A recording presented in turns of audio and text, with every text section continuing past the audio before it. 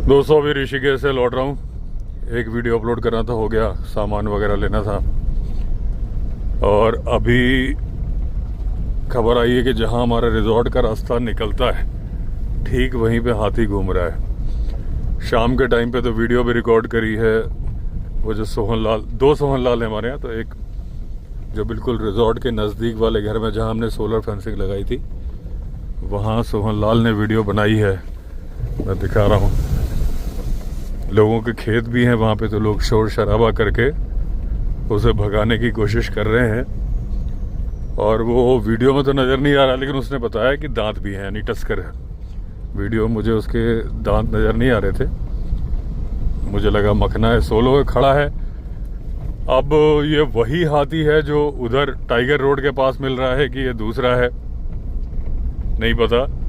लेकिन ऐसा लग रहा है कि हमारे रिजॉर्ट भी आ सकता है, एकदम नज़दीक में ही है।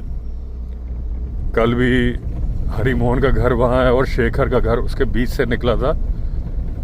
और हमारे यहाँ गेस्ट रुके हुए हैं, उन्होंने देखा भी था। ये लोग भी गए थे, हरी मोहन और शेखर वगैरह, इन्होंने देखा था। मैं बाद में गाड़ी लेके गया था, लेकिन ये बता रहे मेरी गाड़ी की लाइट से ही वो अंदर हो गया था, निकल के गया था।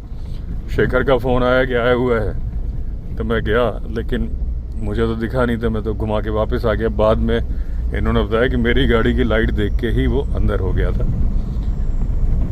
तो जहाँ ह्यूमन सेटलमेंट होता है वहाँ तो हाथी को खदेड़ना ही ठीक है।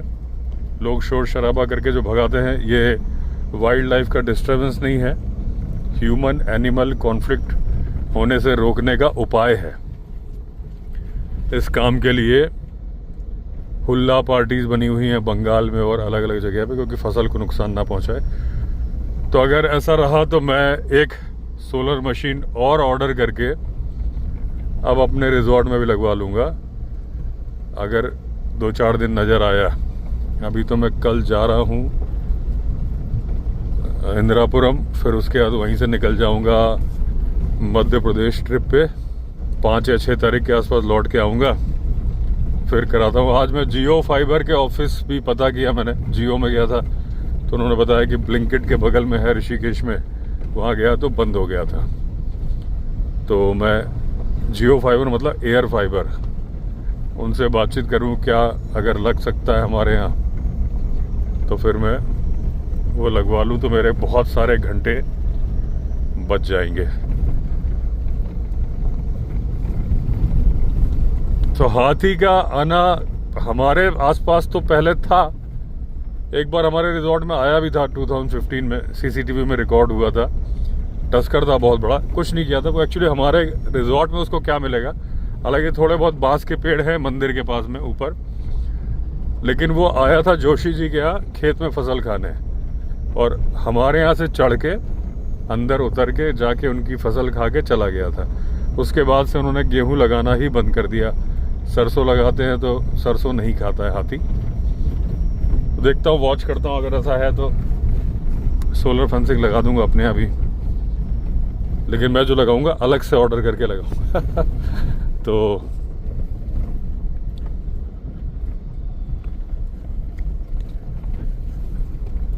ये वाला जो हाथी है मुझे लग रहा है ये अलग है, क्योंकि हमारे रिजॉर्ट के आसपास ऐसा नहीं था कि हाथी आते नहीं थे। सामने मणिकूट पर्वत पर रहते थे अक्सर। एक आध बार तो मैंने हाथी की रोर भी सुनाई थी आपको वीडियो में।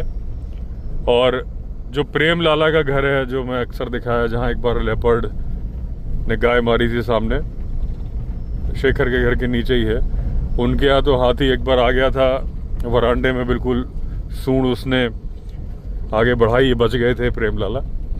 उनके खेत में भी गेहूं वगैरह उगाते थे, उसके चलते ही आ रहा था। ये सारी कहानियाँ 2015-16 की हैं। उसके बाद सबने गेहूं लगाने बंद कर दिए, तो और बाकी बिश जी लगा रहे हैं गेहूं उधर, तो उनके यहाँ सोलर फेंसिंग हमने लगाई है। अभी रिसेंटली वीडियो शेयर किया था, हालांकि सोलर फेंसिंग तो जुलाई में लगा दी थी। उस टाइम मेरे पीठ में दर्द था तो मैंने जाना बंद कर दिया था। तो मैंने कहा भाई मशीनों का उपयोग हो जाए, एटलीस्ट वीडियो तो बनते रहेंगे। इसी कारण फिर डिले हो गया वीडियो, क्योंकि जब मशीनें लग गई, इधर हम भी बिजी थे, तो अब दोबारा वीडियो बनाने शुरू किए हैं उन सारे लोगों के, जल्दी आ जाएंगे। और भी कुछ लोगों ने कहा है मशीन ऑर्डर करने के लिए, तो शायद और मशीन लगेंगी तो और गांव में लगवा देंगे। तो बिष्ट जी ने सोलर फेंसिंग लगा दी, तो वो बड़े आराम से गेहूं लगा रहे हैं और उनका सुरक्षित भी है, बहुत खुश हैं वो। बस मोर से थोड़ी दिक्कत है, क्योंकि मोर तो उड़ के आ जाते हैं। ये वाला हाथी वो वाला हाथी हो जो टाइगर रोड मिल रहा है, एक पॉसिबिलिटी है, और एक पॉसिबिलिटी है कि वो अलग हो, ये अलग हो, क्योंकि उनका मणिकूट पर्वत उनका इलाका ही है, वहाँ पे ऊपर पानी के पॉइंट्स भी हैं। यहाँ पे कोई ऐसी कॉरिडोर वाली बात नहीं है कि कॉरिडोर था या नहीं, ऐसा कोई नहीं, ये तो पूरा एरिया ही था। कॉरिडोर की ज़रूरत वहाँ होती है जहाँ एक जगह से हाथी को दूसरी जगह माइग्रेट करना होता है। यहाँ ये तो हार्ड कोर उनका इलाका है, जहाँ मैं चल रहा हूँ ये भी पूरा उनका इलाका है। तो इको मोड लगा दूँ तो थोड़ा सा गाड़ी धीमे चलती है। तो कॉरिडोर बहुत सारी जगह श्रिंक कर गए हैं, बहुत सारे हैं, और NTCA की गाइडलाइन के अकॉर्डिंग कहीं पे भी कोई भी कंस्ट्रक्शन होगा तो कॉरिडोर को नुकसान नहीं होना चाहिए। कॉर्बेट और राजा जी के बीच का जो एलिफेंट कॉरिडोर है, जब आप कोट द्वार से लैंसडाउन की तरफ बढ़ते हो तो काफ़ी श्रिंक हो गया है। कोई बोलता है 2.5 किलोमीटर का है, अभी किसी ने मुझे बताया कि सिर्फ 400 मीटर का कॉरिडोर बचा है। एक टाइम पे काफ़ी बड़ा कॉरिडोर होता था। अब जब 400 मीटर का कॉरिडोर बचा है तो आप समझ लीजिए कि जानवर की सुरक्षा बड़ी खतरे में आ जाती है जब कॉरिडोर से गुजरता है। वो तो हाथी का पोचिंग होती नहीं है इस इलाके में एटलीस्ट, क्योंकि हाथी की पोचिंग करना मुश्किल हो जाएगा। टाइगर की पोचिंग तो कहीं भी किसी भी इलाके में होती है। अभी रिसेंटली सुनने में आया था कि कॉर्बेट में, शायद, मुझे श्योर नहीं है, एक टाइगर मरा पाया गया था। पता चला कि पेट का इन्फेक्शन से है। मध्य प्रदेश के सतपुड़ा नेशनल पार्क में तो पोचिंग थम ही नहीं रही है। रिसेंटली अभी किसी ने मुझे शेयर किया था, पहले 2-3 केसेस हो गए थे। बांधवगढ़ में बहुत सारे टाइगर की मौत हो गई, ऐसे किसी ने मुझे शेयर किया था। क्योंकि आजकल बिजी इतना रहता हूँ कि मैं पूरा पढ़ नहीं पाया था, तो मैंने उस बारे में वीडियो नहीं बनाया। अभी फ्री होके बना दूंगा। वैसे तो मैं बांधवगढ़ जाने वाला हूँ, अभी फरवरी फर्स्ट वीक में ही रीवा जाऊंगा, तो वहाँ से बांधवगढ़ भी जाऊंगा, संजय डुबरी टाइगर रिजर्व भी जाऊंगा। संजय डुबरी में भी बचपन गुजरा है, मेरे पापा सीधी में ADM थे, तो कोशिश करूंगा उसी रिजॉर्ट में रुकूं, परसुली रिजॉर्ट में, अगर टाइम मिला या बुकिंग मिल गई। क्योंकि अभी मेरा फिक्स नहीं है ना, गांव भी जा रहा हूं तो मैं बुकिंग नहीं करा रहा हूं वहाँ की। बांधवगढ़ में तो अपने मित्र हैं दुबे जी, उनके यहाँ रुकना है। तो कॉरिडोर में अगर ये टाइगर या लेपर्ड का कॉरिडोर होता है, टाइगर का बेसिकली, लेपर्ड के तो कॉरिडोर की उतनी ज़रूरत है नहीं, ये तो अपने आप में मगन रहते हैं।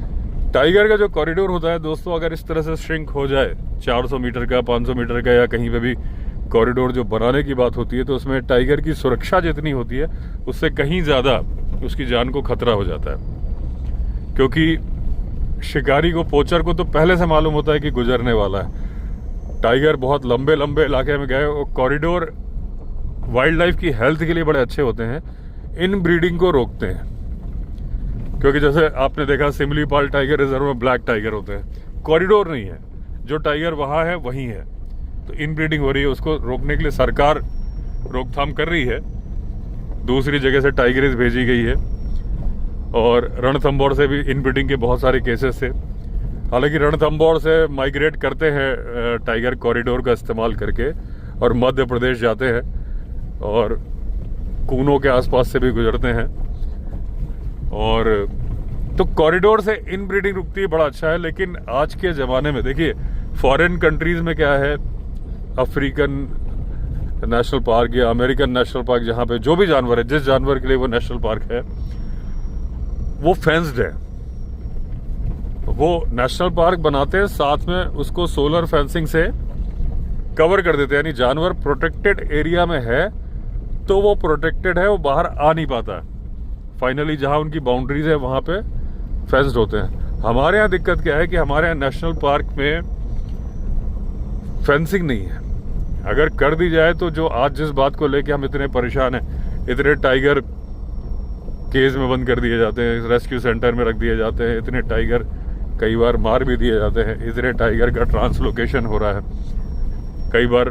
ज़्यादातर केसेस में तो फॉरेस्ट डिपार्टमेंट के लोग एक जगह से पकड़ के दूसरी जगह छोड़ते हैं उसको मौका देने के लिए, क्योंकि उनका ये मानना होता है कि भाई इसने गलती से कर दिया होगा, जंगल में आदमी आया मार दिया, तो उसके लिए टाइगर को इतनी बड़ी सज़ा क्यों दी जाए, उसको उम्र कैद दे दी जाए, तो उसको मौका देते हैं। मौका देने में कई बार टाइगर सही रास्ते पे चल पड़ता है, ज़्यादातर केसेस में दोबारा हमला करता है क्योंकि उसने एक बार किया होता है। लेकिन अगर ये योजना बनाई जाए कि जो नेशनल पार्क की बाउंड्रीज हैं वहाँ पे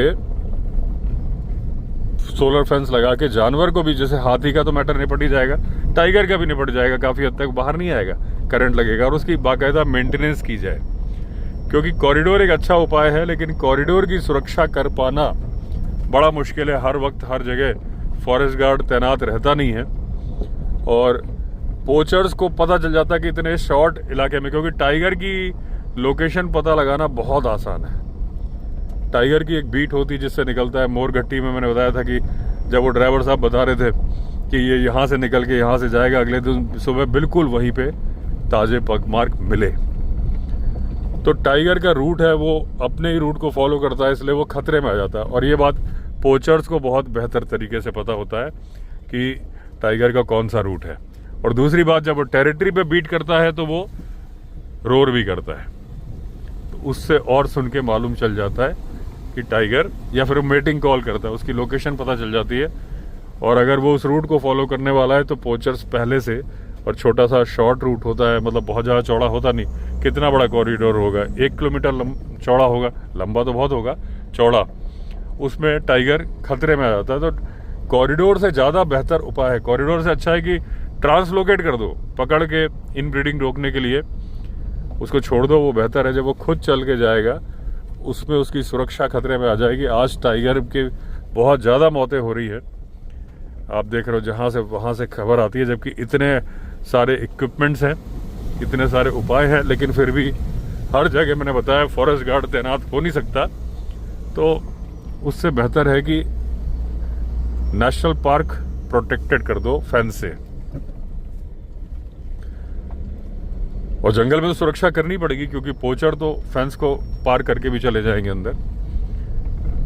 और जो जानवर बाहर आ रहे हैं, जैसे कि लेपर्ड के किस्से इतने होते हैं। अभी बीच में मैंने एक वीडियो बनाया था कि महाराष्ट्र में किसानों ने लोहे के कांटेदार पट्टे गले में पहनने शुरू किए हैं लेपर्ड से सुरक्षा के लिए, जिसको कि वो बिबटिया बोलते हैं। मैंने कहा था बहुत गलत तरीका है। अब सुनने में आया है कि उस उपाय को देख के उत्तराखंड में, मैंने न्यूज़पेपर में पढ़ा है कि उत्तराखंड में भी महिलाओं को लोहे के कांटेदार पट्टे बांटे जाएंगे जो जंगल में काम करने जाती हैं। दोस्तों, मेरे हिसाब से बहुत गलत डिसीजन है। अगर उसमें पेपर में लिखा था कि महाराष्ट्र में सक्सेसफुल होने के बाद उत्तराखंड में किया जा रहा है, मुझे नहीं लगता कि ये सक्सेसफुल हुआ है। अगर हुआ है तो वो स्टोरीज कहाँ है? जो आदमी कौन है जो बता रहा है कि हाँ जी मुझ पे हमला किया और गले में टकरा के कांटे को छोड़ के मुझे छोड़ के भाग गया? ऐसे लोग कहाँ हैं? कहाँ है वो वीडियो? अगर होता तो ऐसे बहुत सारे वीडियो सोशल मीडिया पे आ गए होते, क्योंकि प्रैक्टिकली पॉसिबल ही नहीं है। क्योंकि आप ये सुनते हो कि कुत्ते के गले में कांटेदार बेल्ट पहनाने से कुत्ता सुरक्षित हो जाता है। उसका एक कारण है, कुत्ते के अंदर फाइटिंग पावर होती है। डायरेक्टली गले को ना पकड़ पाए, उसकी टांग पकड़े, इधर उधर पकड़े तो कुत्ता भी काट सकता। उसके भी तो दांत है, लेपर्ड से छोटे हैं, लेकिन कितने वीडियो नेट पे हैं जिसमें लेपर्ड से कुत्ता लड़ रहा है, कई में छूट रहा है। तो कुत्ता भी एक एनिमल है, फाइट कर सकता है, अच्छा खासा खतरनाक एनिमल है। तो लेपर्ड अगर उसके गले को ना पकड़ पाए, पैर को पकड़े, कंधे को पकड़े, तो कुत्ता भी फाइट बैक कर सकता है, लेपर्ड को भी काटता है। मतलब एक बार चांसेस हैं कि कुत्ता बच जाए। आदमी के अंदर फाइटिंग पावर नहीं है। अगर उसको गर्दन पे झपट्टा मारा, इन केस उसको चोट लग गई, तो वो कंधे को पकड़ के उठा ले जाएगा। और आदमी के वजन 60 से 70 किलो, और जो लेडीज को बांटे जा रहे हैं वो 40 से 60 किलो की होती है। लेपर्ड बड़े आराम से उतना वजन उठा लेता है। ज़्यादातर लेपर्ड 40 से 60-70 किलो के होते हैं, 80-90 किलो के भी होते हैं। और वो दुगना वजन पेड़ पर लेके जा सकते हैं। अगर वो 90 किलो का है तो 180 किलो का वजन करीब करीब पेड़ पर लेके जा सकता है। ये मैंने कई वीडियो में बताया।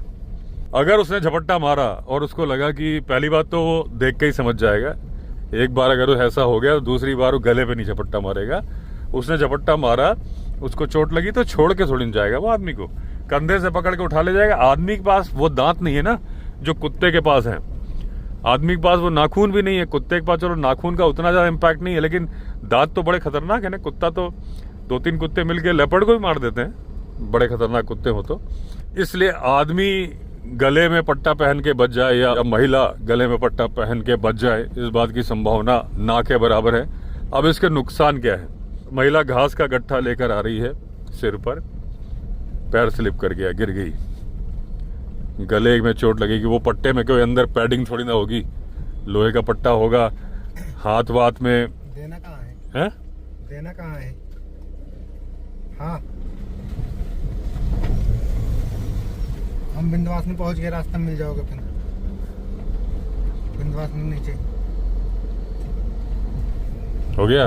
तुम्हारे घर का ये हमारे शमशेर बाबू सामान लेके आते हैं सबका, ठीक है। तो वही गांव में बात कर रहे हैं किसको कहाँ देना है। हाँ ठीक है। हो गया। तो देखो टॉपिक ही भूल गया। हाँ, तो गले में जो पट्टा है वो अंदर से पैडिंग थोड़ी ना, और बड़े बड़े नुकीले जो कांटे हैं, पहली बात तो घास का गट्ठा उठाते वक्त हाथ में लग सकते हैं। इतनी सेंसिटिव नर्व्स होती है, और जब लेडी घास का गट्ठा उठा के या पैर स्लिप करके गिर गई तो पता चला गला ही दब गया, इंजर्ड हो गई, कोई सांस की नली ही इंजर्ड हो गई। ठीक है ना। दूसरी बात, कभी किसी महिला का बच्चा खेलता हुआ आ गया, वो आया, मतलब चोट लगने की संभावनाएं ज्यादा है। अब अगर कोई गिरी या चोट लगी, क्योंकि लोहे का पट्टा है ना अंदर, अगर आपने थोड़ी सी कुशनिंग कर भी दी तो कुछ नहीं होने वाला है, तो वो लोहे का पट्टा। और अगर उससे कभी कोई महिला ही घायल हो गई, गिर के साइड से गिरी, कहीं से पीठ के बल गिरेगी तो भी चोट लगेगी। कांटे भले ही बाहर है लेकिन अंदर को इम्पैक्ट आएगा ना उसका। पता चला रीढ़ की हड्डी टूट गई, सर्वाइकल बोन टूट गई। आप एक लोहे की चीज पहन के गिर गए, मान लीजिए पीठ के बल गिरते हो, कांटे वो टकराए पत्थर में या पथरीली जमीन में, तो उसका इम्पैक्ट तो गर्दन पे ही आएगा, तो वो वर्टिब्री पे नहीं आएगा, जोरदार धक्का लगेगा गर्दन में। वैसे ही लोगों को सर्वाइकल प्रॉब्लम हो जाती है, किसी की गर्दन की हड्डी टूट सकती है, नहीं तो वैसे ही प्रॉब्लम हो जाएगी। अब उस वक्त जिम्मेदार कौन होगा? उसकी जिम्मेदारी किसकी होगी? जिसने वो पट्टा डिजाइन किया, यानी कि वेल्डर, कि फॉरेस्ट डिपार्टमेंट, की गवर्नमेंट? उसकी इंजरी का जिम्मेदार किसको माना जाएगा? तो मेरे ख्याल से बहुत ही गलत डिसीजन है। बाकी सोच समझ के ही लिया होगा जिन्होंने लिया है, लेकिन मैंने जो पॉइंट बताए हैं कभी आप गौर करना कि किसी कुत्ते की एकदम ग्रिप में गर्दन आ जाए तो कुत्ता होपलेस हो जाता है। जैसे कि टाइगर भी अगर किसी जानवर को मार रहा है तो गर्दन पकड़ता है, गर्दन नहीं पकड़ेगा तो सामने वाला जानवर 300 किलो का अगर सांबर है तो टाइगर की मजाल है, एक दुलत्ती मारेगा, आगे की पैर मारेगा तो टाइगर की आंतें बाहर आ जाएंगी। तो वो अगर गर्दन पकड़े तो उसकी ग्रिप आती है तो जानवर चोक हो जाता है या गर्दन की तोड़ देता है, लेपर्ड चोक कर लेता है। लेकिन अगर वो दाएं बाएं से पकड़े तो जानवर के छूटने की संभावना हो जाती है। इंसान वो चीज ही नहीं है ना। इंसान को तो चाहे हाथ से पकड़ो चाहे पैर से पकड़ो, इंसान ना तो दुलत्ती मारना जानता है, ना ही उसके पास दांत है, ना ही नाखून है। इंसान बहुत ही रेयर केस में फाइट कर सकता है लेपर्ड से ऐसे, लेकिन अगर टाइगर ने ग्रिप बना ली, उठा ली। ऐसा जिम कॉर्बेट के टाइम का एक स्टोरी है कि एक महिला को उसने गर्दन से नहीं पकड़ा था, कंधे से पकड़ा था। महिला के कपड़े भी फट गए थे झाड़ियों से, जिंदा थी, और जो गांव की पार्टी थी जो निकल रही थी, कुछ लोगों का झुंड, क्योंकि उस टाइम पे मैन ईटर के डर से लोग अकेले नहीं चलते थे, भीड़ में चलते थे, तो कई लोग जा रहे थे, तो महिला बुला रही थी चिल्ला चिल्ला के मुझे बचाओ, मतलब पूरी तरह से होश में थी, और टाइगर उसे उठा के ले जा रहा था और बाद में मरी हुई मिली थी, क्योंकि किसी की हिम्मत तो थी नहीं कि टाइगर से जाके बचाए, लेकिन क्योंकि गर्दन से, वरना तो टाइगर एक झटके में मारता है। गर्दन पकड़ी, काम खत्म।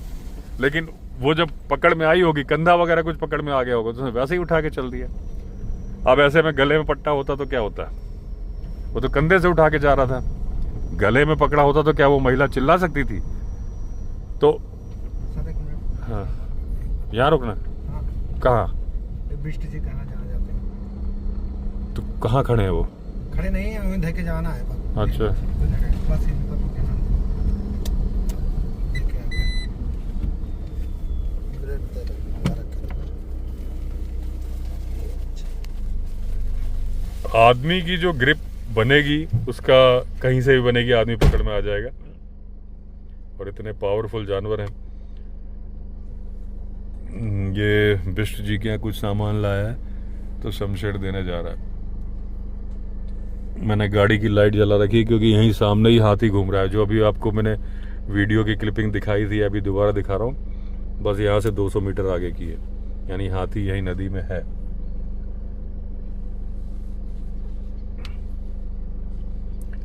तो ये टिटहरी उड़ी है, शमशेर इधर गया है ना। ये जो लाइट जल रही है बिष्ट जी का घर है, ये दिख रहा है ना आपको। तो बस यहाँ देने जा रहा है। गांव में एक दूसरे की मदद करनी होती दोस्तों।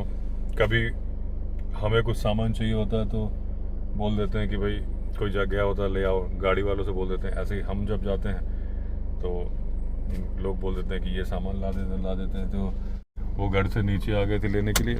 इधर शमशेर ये दे के आ रहा है, वो जा रहे हैं टॉर्च से। बिष्ट जी के पिताजी आ गए होंगे या बिष्ट जी खुद आ गए होंगे। तो अभी देखता हूँ हाथी का क्या सीन है। लेकिन वैसे तो अभी होगा नहीं। वो हाथी ये जो भी है मतलब नटोरियस नहीं है, लोगों को प्रॉपर्टी घरों में नहीं घुस रहा। तो अब ये पहले वाला है कि वो टाइगर रोड वाला जो नया आया है वो है। बीच में यहाँ तो गांव में तो अफवाह उड़ी थी कि हाथी भी छोड़ा है, भालू भी छोड़ा है, लेपर्ड भी छोड़ा है। फॉरेस्ट डिपार्टमेंट ने ऐसा अनाउंसमेंट चल रहा था। मुझे लगता नहीं कि हाथी छोड़ा होगा, लेकिन उस दिन मैंने एक वीडियो में दिखाया भी था, लोकल लोग बोल रहे हैं। हालांकि ये इधर से उधर निकल रहा है, अचानक से निकल रहा है। तो ये इस बात की भी संभावना मुझे लग रही है कि वो टाइगर रोड वाला भी हो सकता है, क्योंकि अकेला घूम रहा है एक जगह से दूसरे, मतलब राइट हैंड साइड से लेफ्ट को पार करता है, फिर रात को लौट आता है। तो हमारे रिजॉर्ट से मात्र 400 मीटर दूर था आज जो वीडियो मैंने दिखाया अभी आपको। तो अगर इसके जब मैं लौट के आऊँगा मध्य प्रदेश से, अगर ये सूचना रही तो मैं ऑर्डर कर दूंगा एक मशीन अपने रिजॉर्ट के लिए भी, तो चारों तरफ लगा देंगे। क्योंकि वैसे तो कोई दिक्कत नहीं, एक बार आया है मतलब मेरी जानकारी में। वो मालूम कैसे चला था कि उसने गोबर कर दिया था, बिल्कुल जो हमारा पाथवे जहाँ से मैं गुरखा ऊपर चढ़ाता हूँ उस पर गोबर पड़ा था। तब मैं यहाँ नहीं था, मैं दिल्ली था, स्टाफ था यहाँ पे। तो उन्होंने देखा, तब सीसीटीवी बैक किया तो रात के 1:30 बजे आया था। मेन रास्ते जिससे हमारे यहाँ एंट्री है गाड़ी, वहाँ से आया था। बॉटल पाम है ना, ये तब छोटे छोटे थे। तो उसको लपेटता रहा, फिर भी उसको उखाड़ा नहीं। फिर आगे बढ़ के उतर के जोशी जी की तरफ चला गया, जो हमारा बॉनफायर एरिया उसके नीचे से। और फिर जोशी जी के यहाँ पे फसल खाई। मतलब उसको कुछ नुकसान पहुँचाने का कोई इरादा नहीं था, बस उसका था कि भाई मुझे फसल खानी है। अब हमारी तरफ कोई भी गेहूं की फसल है नहीं, बस एक अट्रैक्शन है कि बांस है। बांस तो हमारे रिजॉर्ट में ही बहुत लगा हुआ है, ऊपर भी बहुत है। मैंने नहीं लगाया, पहले से लगा था। वो पहले तो मेरा इरादा था कि मैं बांस की फेंसिंग बना दूं चारों तरफ, लेकिन लोगों ने कहा भैया ऐसा करोगे तो आप हाथी को इनवाइट करोगे। तो अरे मैंने कहा भैया ऐसा नहीं करना। तो बस ये जो सामने लकड़ी दिख रही है, इधर ही थोड़े आगे था जो वीडियो बनाया था। ये जो लाइट जल रही ना, यहाँ सोहन लाल जो रहता उसने बना के भेजा है। और एक्चुअली बहुत ज़्यादा दूर हो हाथी तो नज़र भी नहीं आता। मैंने बताया बिल्कुल जो रोड का कलर होता है वैसा ही दिखता है, लेकिन मुझे आइडिया है तो मैं पहचान लेता हूँ। एक बार मैं अपने कुछ फ्रेंड्स के साथ चल रहा था, गाड़ी मैं नहीं चला रहा था, तो सामने हाथी खड़ा था। तो मैंने कहा हाथी हाथी, वो 2 लोग बात कर रहे थे, सुना नहीं। बस यही सामने था हाथी, जहाँ गाड़ी की लाइट पड़ रही है ना, यही था।